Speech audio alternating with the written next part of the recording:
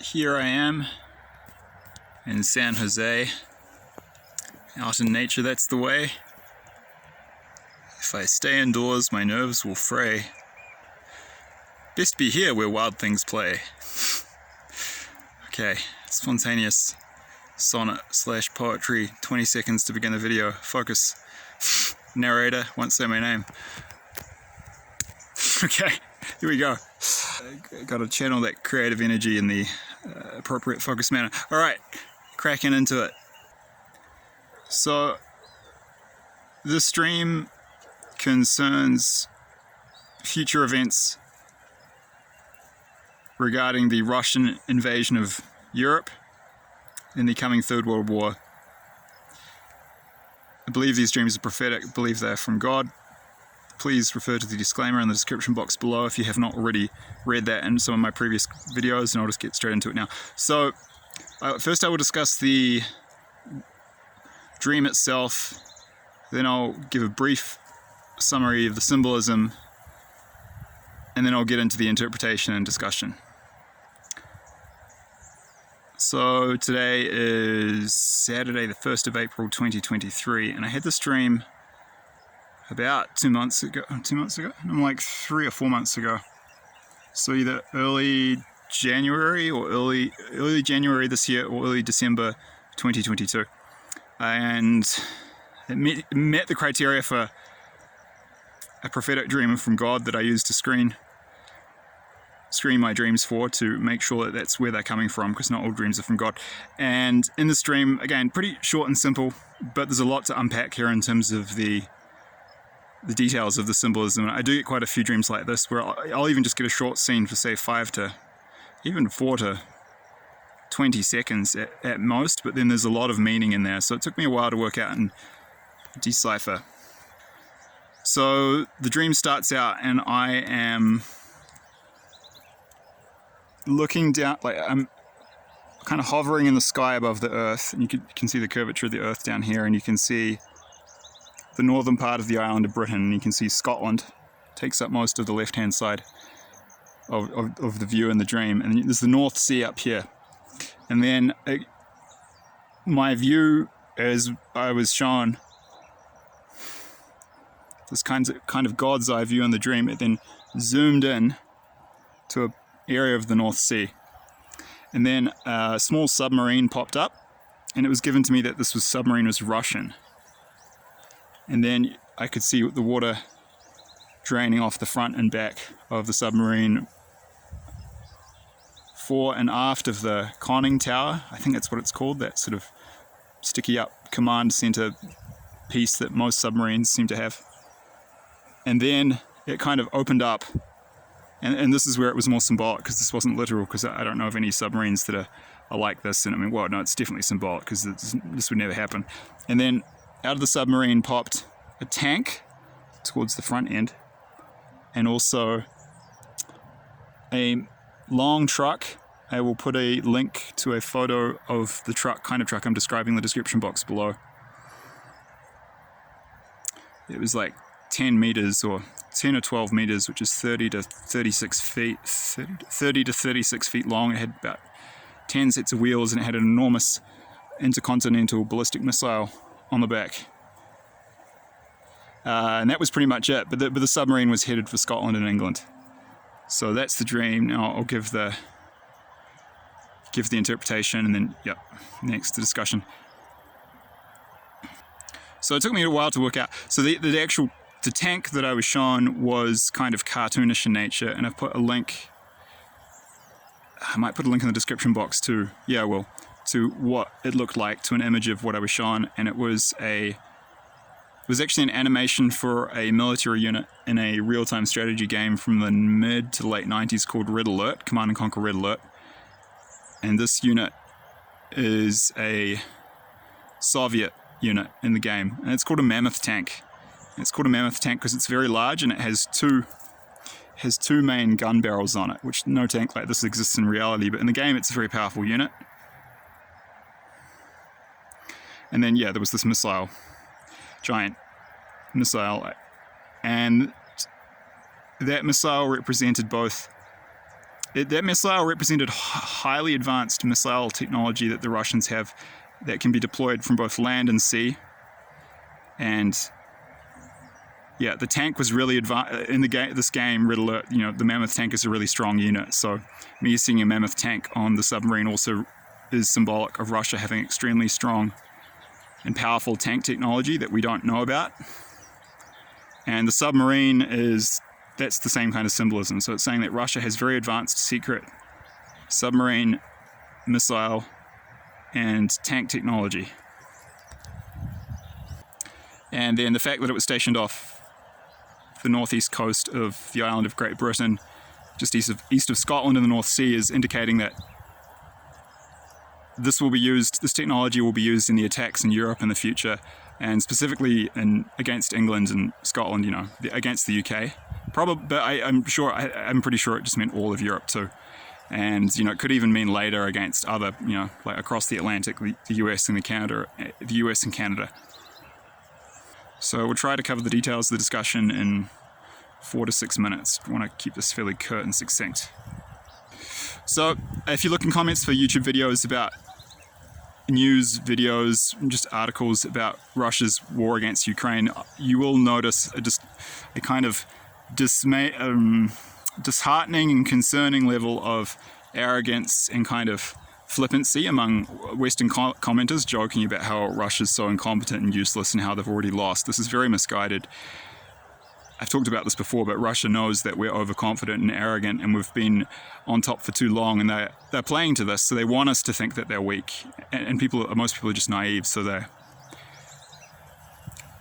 we're more vulnerable when we're overconfident, and we overestimate our own abilities and underestimate theirs. And the fact that they've got this technology that's much more advanced than our own, which I'm getting to now, is part of this. So, okay, I put a link in the description box to a video from a channel called Crux about a thing called the Russian Marker robot tank. These are small autonomous ground vehicles. They have a range of up to 10 kilometers, and they're really advanced. This is a whole new level and paradigm of military technology that no other country has yet, and Russia is currently testing these. I think they've already actually tested some in combat in Ukraine by this point. This stuff is really advanced. It's a whole new level, and they're going to be, I think you're going to see them be devastatingly effective and deployed in vast numbers. I put a link in the description box below that to a video from Jan de Villiers, who gets a lot of prophetic dreams from God, and he was specifically shown that when Russia attacks other parts of Europe in the near future, they're going to use about 50,000 small tanks, and he was shown that they were about the size of a Jeep. They only weighed something like 2 to 6 tons, and they were really fast. And they had literally about 50,000 of them, and they completely overwhelmed some of the Baltic states when they invaded them. It was just lightning fast. So I think what Jan might have been shown were these Marker robot tanks. I actually brought that up to him in his comment section. He agreed. He seemed to think, he thought that's most likely what he was being shown too. Interesting that news has come out, which seems to back up what he was shown in the stream just a couple of years ago. Russia also has a tank called something like the T-16 Armata. I've put a link I've put some links to some web pages with information about this tank in the description box below. Also, it's extremely advanced. I think it's a fifth, or it's either a fourth or a fifth generation tank. This technology is relatively new. This tank has only been in existence since about 2016. For reference, the M1 Abrams, which is the most advanced American tank, is about 40 years old now. And the Americans are developing a new upgraded version of the Abrams called the Abrams X. But it's basically still a theoretical concept. They have a couple of, prototypes that they're testing, but it's, maybe 5, 10, 15 years away from mass production. Whereas the Russians already have a tank with equivalent technology, and they've got them in action now. And I believe they're hiding them and kind of downplaying their numbers and power because they want to use this element of surprise. So I think you're going to see these two tanks operating with devastating efficacy and impact in the coming Russian military campaigns when they invade other parts of Europe. Hypersonics are another area where Russia is way ahead. So yeah, Russia's, I think, about 40 years ahead of us in tank technology, which is really concerning our side, the Allies, the Western side in this war. And they're about 30 or 40 years ahead of us in missile technology. So I put some links to some articles about Russian hypersonic missile technology in the description box below. They have this thing called the Kinzhal, which means apparently dagger in Russian.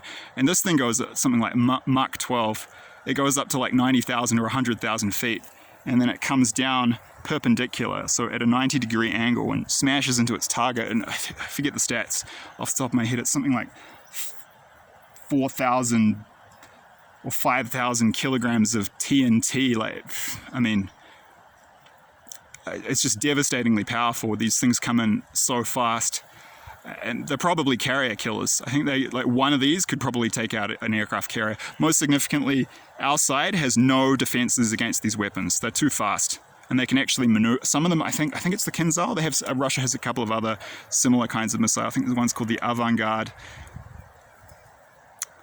There's another one. Avant-Garde and Kinzhal are two that I know of. At least one of them can also maneuver in flight while going at tremendous speeds.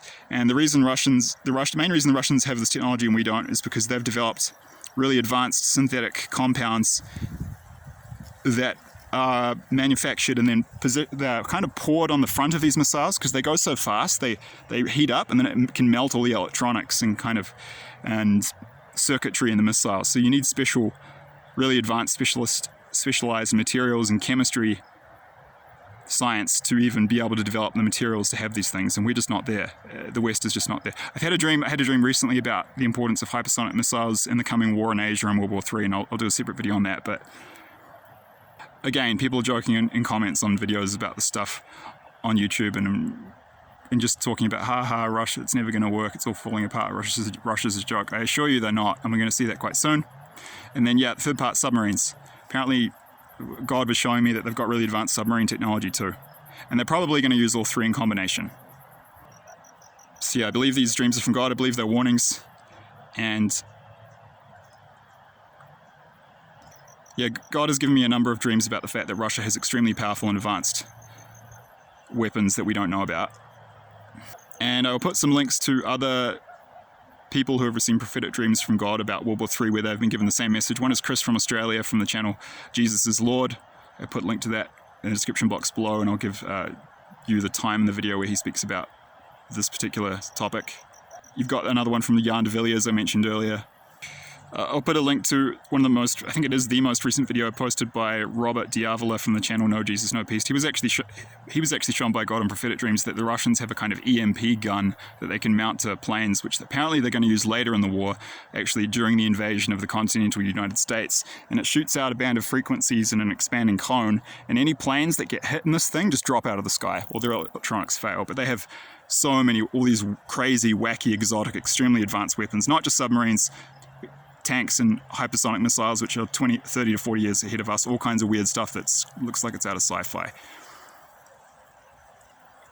Hoyt Sigmund and Richard Caratini separately have actually been shown that Russians have a kind of active camo type suit, which is something like you see in Predator, like an invisibility cloak thing. I'll put links to those two videos in the description box below. That's kind of going beyond the scope of what I talk about here, but it gives you a sense of just how broad the variety of these powerful secret weapons Russia apparently has, according to what God is showing us.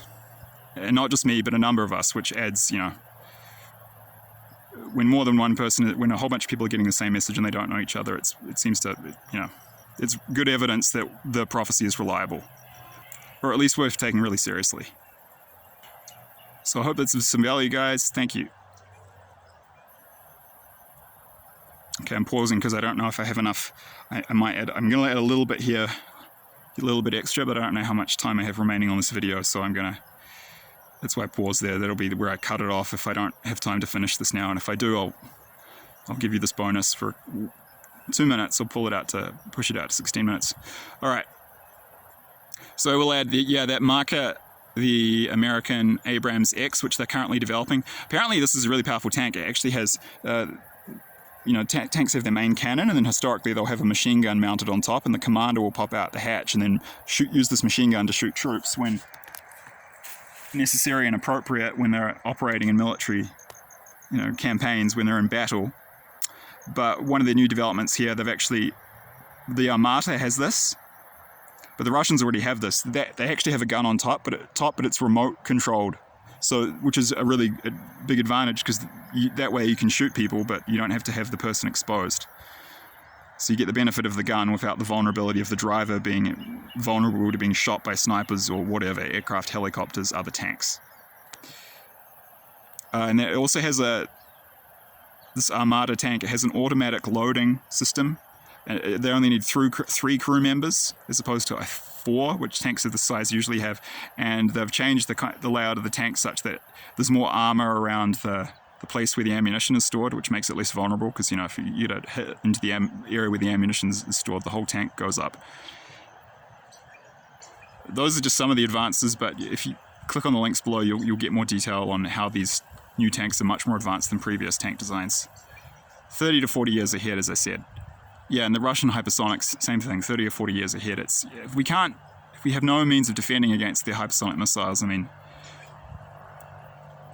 I think we're going to see in the Third World War that, okay, we're going to see that hypersonic missiles are to aircraft carriers in World War III what aircraft carriers were to battleships in World War II. So battleships became obsolete in World War II because they were so vulnerable to aircraft. And I think we're going to see that, often coming from aircraft carriers. But I think, yeah, in this war, big ships are just going to be too much of an easy target in general, I think, for these big, really advanced hypersonic missiles, which is brand new technology. So we're probably going to, I think we might end up seeing aircraft carriers become obsolete, large ships in general in naval warfare become obsolete, but not just battleships, aircraft carriers themselves.